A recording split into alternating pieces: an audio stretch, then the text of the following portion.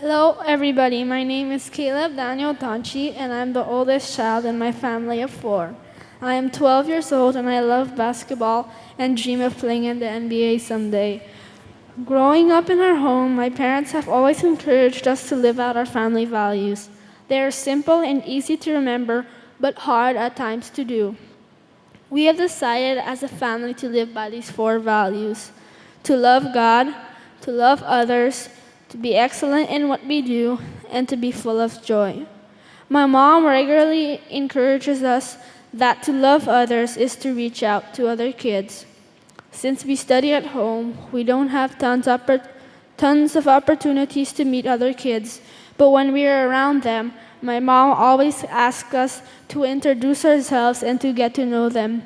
I don't always enjoy doing this, but I know it's a good skill to have and an area I need to grow in. One day, I had to put into practice what my mom had been teaching us about making friends. You see, there was a new Chinese kid that started going to the park. He didn't know much English and would just follow us around. At first, we ran away from him, but he still followed us wherever we went. I was kind of annoyed with his behavior and would make fun of him. When my mom noticed that we were running from him and making fun of him, she called us out on our behavior. She challenged us to befriend him and put ourselves in his shoes. How would we feel if we were the new kid and had no friends? She also challenged us to show him Jesus' love. If we understood what we needed to do, so we started talking with him and would include him in our games.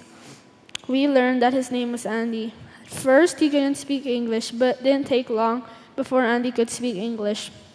Soon we became close friends and started a friends group called the GBK, Green Meadows Biker Kids, because we would all bike around our village, visiting each other's houses and ringing each other's doorbells so we can all play at the park.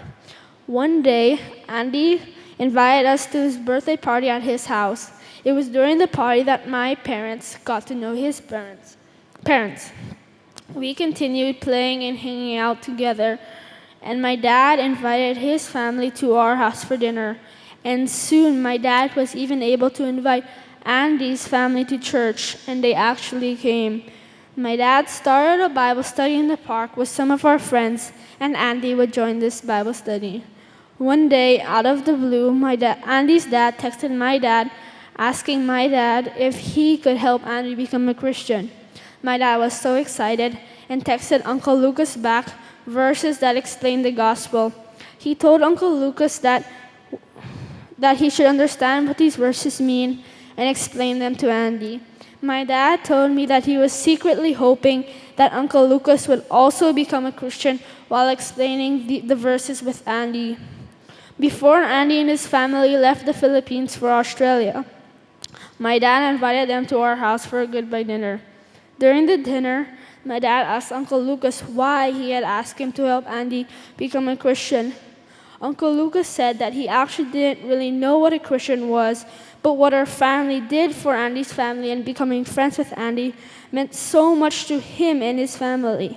Uncle Lucas said that if how our family behaves was what it means to become a Christian, then it would be good for his son to become a Christian. That night, my dad shared the gospel with the entire family, and praise God, some of them accepted the gospel, including Andy. I'm so glad my parents are modeling and teaching me to love others and to think of others' needs. If I had not been willing to reach out and make friends with Andy, maybe he would never have the chance to hear about Jesus. To God be all the glory.